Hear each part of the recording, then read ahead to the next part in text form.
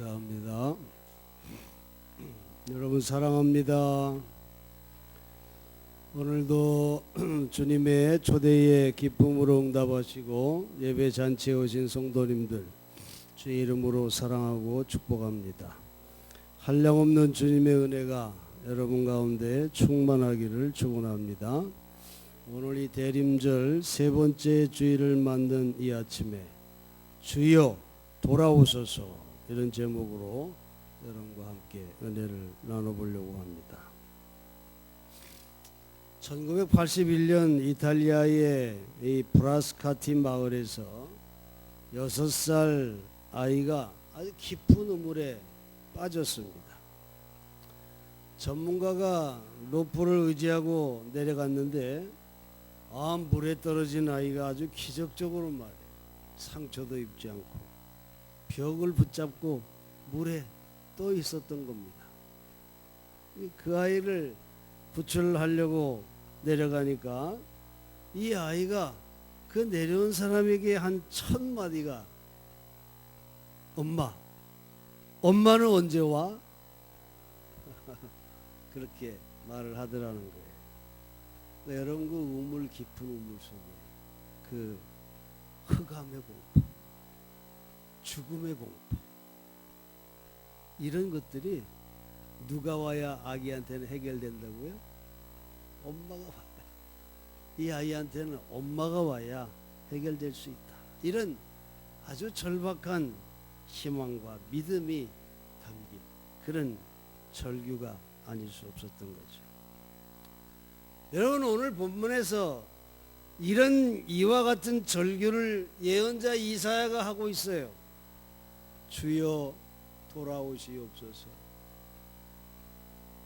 이렇게 이사야가 울부짖고 있습니다. 하나님의 저버림을 받은 것 같은 고독과 불안 속에서 하나님이 나에게 다시 돌아와 주기를 간구하는 그런 간절한 외침인 것이. 그럼 왜 이사야는 하나님이 이스라엘을 저버렸다고 생각할 만큼 그런 절박함을 가졌을까요? 그것은 그 백성이 당하고 있는 고생이 너무 심했기 때문에 그렇습니다. 그 당시 성전은 재건이 됐지만은 예루살렘 성은 아직 황폐한 상태였고 또 페르시아의 침공이 계속돼서 경제 생활은 정말 처참한 그런 상황이었어요. 이스라엘은 하나님이 택하신 하나님의 백성인데 어째서 하나님은 당신의 백성을 이처럼 돌보지 않으실까? 그리고 이렇게 고생을 시킬까? 그래서 이사야는 주여 더 이상 우리를 버리지 마시고 이제는 돌아오십시오. 돌아오십시오. 이렇게 절규를 했던 겁니다. 여러분 그 크리스마스를 상징하는 화초 뭐죠? 포인세티아. 그래요. 근데 이 꽃이 저렇게 정말 아름다운 빨간색을 피어나게 하기 위해서 온도와 광도의 밸런스를 맞추어 줘야 한다 그래요. 아주 춥고 그리고 캄캄한 방에 두어서 거기서 꽃이 피어나도록 그렇게 강요시킨다는 겁니다. 추운 방에 파란 잎사귀에 그 포인세티아들이 앉아 있어요. 그리고 그 방은 모든 빛으로부터 차단됩니다. 그리고 문에는 출입금지 표시가 붙어서 아무도 못 들어갑니다. 회중의 전기나 비상구 표지의 그 낮은 빛까지도 포인세티아의 아름다움을 만드는데 방해가 된다는 겁니다. 이렇게 포인세티아들이 아름다워지기 위해서는 춥고 어둠 캄캄한 속에 내버려져야 된다는 거예요. 사람으로 말한다면 춥고 배고프고 고달프고 외로움 속에 내버려지는 것과도 같다는 것이, 이런 시련을 거쳐서 인간은 하나님의 백성으로서의 아름다움을 또한 다질 수도 있다는 겁니다. 그래서 베드로전서 4장 12절 13절에 이렇게 말씀하죠. 너희를 시련하려고 오는 불시험을 이상한 일 당하는 것 같이 이상히 여기지 말라. 오직 너희가 그리스도의 고난에 참여하는 것으로 생각하여 즐거워하라. 그렇게 말해요. 또 베드로는 고생과 박해 속에 살고 있는 초대교회 신자들에게도 외칩니다. 베드로후서 3장 8절 9절에 사랑하는 자들아, 주께는 하루가 천년 같고 천년이 하루 같으니 한 가지를 잊지 말라. 주의 약속은 어떤 이에 더디다고 생각하는 것 같이 더딘 것이 아니라 오직 너희를 오래 참으사 아무도 멸망치 않고 다 회개하기에 이르기를 원하시느니라. 그렇게 말씀하고 있어요. 초대교회의 우리 크리스찬들의 생활은 정말 경제적으로나 정말 가난에 시달렸고 또 여기저기 떠돌아다니는 그런 나그네 삶을 했습니다. 그리고 카타콤 지하 공동묘지를 찾아다니면서 예배를 숨어 드리는 등 아주 고생이 심했기 때문에 내가 오겠다, 속히 오겠다, 이 주님의 오시겠다고 하는 그 약속하신 주님이 아니 왜 이렇게 더디신가 그러면서 너무 힘들기 때문에 나중에는 의심하고 불평하는 그런 신자들이 생겼어요. 베드로가 그들에게 하는 말입니다.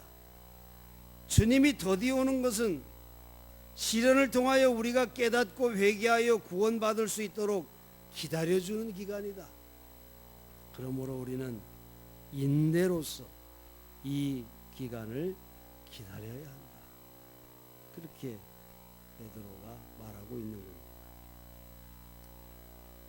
여러분, 소련의 수상을 지냈던 고르바초프를 다 아시죠?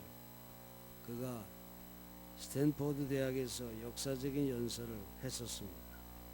그의 연설은 미국 국민뿐만이 아니라 전 세계 인류에 던지는 그의 시국관이며 철학이었어요.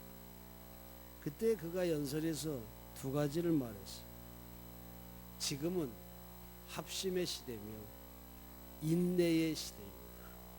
이 두 가지를 말했습니다. 오늘날 인류는 기아, 질병, 약물 중독, 무기, 전쟁, 오염 등 엄청나게 큰 문제를 안고 있기 때문에 어느 한 나라가 해결할 수 없는 그런 지점에 와 있다는 거죠. 그래서 세계가 다 합심하고 협력하지 않으면 서로 다 망할 수밖에 없다. 그런 말입니다. 그는 이렇게 말합니다. 새로운 세계 질서의 알파와 오메가는 인내입니다. 인내로서 파트너를 존중하고 인내함으로써 상대를 최후의 순간까지 이해하며 협조하는 길을 찾아야 합니다. 이 고르바초프가 1990년 구소련의 마지막 대통령으로서 공산주의의 막을 내리고 냉전을 종식시키고 국제사회의 평화 진착을 주도한 그런 공로를 인정받아서 노벨 평화상을 받았죠. 노벨 평화상을 받은 것은 사실상 그의 인내에 대하여 상을 주었다, 이렇게 말할 수 있습니다. 여러분, 하나님을 믿지 않는 그런 무신론자도 이런 인내를 터득했는데 하루를 천년 같고 천년을 하루 같게 보시는 그런 광대한 하나님을 믿는 우리 그리스도인들이 뭐 얼마간의 고생이나 지금 일이 내 뜻대로 안 된다고 그래서 하나님이 주시는 믿음과 소망을 저버린다면 얼마나 어리석은 모습이겠습니까? 이사야는 주여 돌아오소서 하며 절규합니다. 우물에 빠진 아이가 엄마는 언제 와? 엄마 빨리 와 하고 우물 속에서 절규하는 그런 아이에게 해결의 길이, 평안의 날이, 행복의 회복이 오직 엄마가 오는 것뿐. 그와 마찬가지로 이사야의 절규도 그런 믿음의 근거에서 오직 주님이 오셔야지만이 모든 문제를 해결할 수 있습니다. 이렇게 절규하고 있는 것이죠. 하나님께서 우리에게 돌아오시는 날, 다시 말해 진노하여 떠났던 하나님의 마음을 돌이키시고 다시 나를 용서하시기 위해 돌아오시는 그날, 그것이 우리의 고통과 절망과 허무와 우리의 죄를 해결하는 날이 된다고 하는 것입니다. 그날이 구원의 날입니다. 해결의 날입니다. 그것이 바로 메시아의 신앙의 모습인 것을 우리는 알 수 있습니다. 이사야의 절기와 믿음은 여러분 헛되지 않았습니다.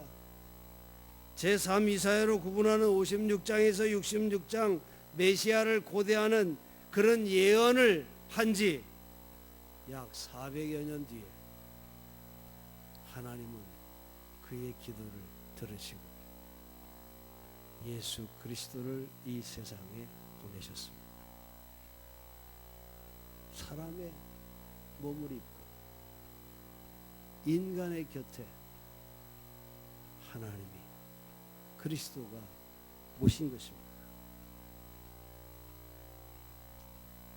이 스티브 브라운시라고 하는 분이 이런 간증을 했는데, 아주 일찍 그 부인을 만나 결혼을 했어요. 18살 때 부인을 만나서 사랑을 하고 19살 때 결혼을 했어요. 그리고 이 부부가 7년을 사는 동안에 아이를 셋을 낳았어요. 아기를 낳아서 기르니 얼마나 힘들었겠어요. 한참 뛰어놀 소녀가 TV나 보고 책이나 보고, 그런 이제 겨우 26살 된 그런 몸으로 아이 셋을 기르면서 식사를 준비하고 빨래하고 청소하며 아이 셋을 키우는 곳에 이루 말할 수 없이 컸습니다. 어느 날 이 부인이 말해 부엌 싱크대 앞에서 설거지를 하다가 정신 나간 사람처럼 멍하니 하늘을 쳐다봤어. 자기의 고생과 정신적인 허탈감을 도저히 더 이상 참을 기력이 없어. 그래서 이웃집 아주머니에게 아이들 좀 잠깐 봐달라 그러고는 그냥 정처 없이 집을 나간 거예요. 이 브라운 씨는 자기 부인을 얼마나 사랑했는지 모르고, 그래서 집 나갔다고 하는 소문이 퍼지지 않도록 사립 탐정을 사가지고 부인의 행방을 찾았어요. 그런데 일주일 후에 부인이 아이오와주 디모이에 있는 것을 알아냅니다. 그리고는 이 브라운 씨가 즉시 디모이로 향해 달려갔어요. 싸구려 여관방의 문을 열었을 때 브라운 씨의 아내는 무척 놀라가지고 바라보다가 얼마 후에야 달려와서 남편의 가슴에 얼굴을 묻습니다. 그리고 흐느껴 울면서 이렇게 말해. 이젠 됐소. 당신이 왔으니 이젠 다 해결되었어. 그렇게 말했다는 거예요. 집을 뛰쳐나갈 수밖에 없던 그 많은 사연과 그런 정신적인 압박, 이런 것들이 남편이 자기에게 찾아옴으로써 구차한 설명도 필요 없이 그냥 일순간에 그 모든 것이 다 해결되고 말았다. 여러분,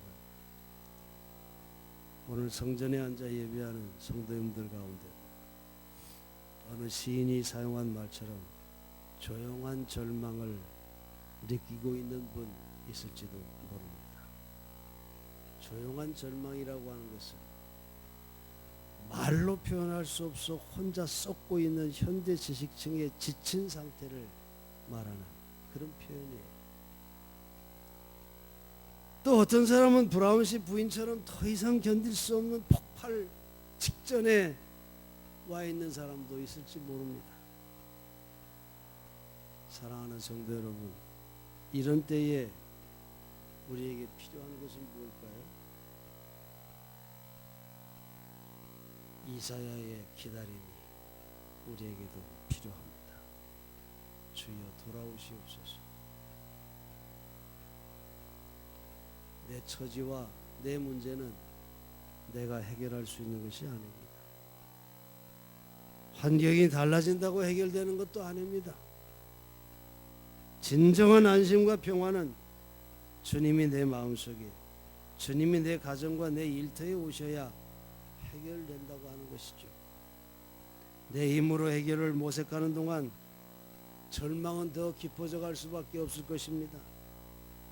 하나님이 나를 도와주셔야 그 문제가 해결될 수 있는,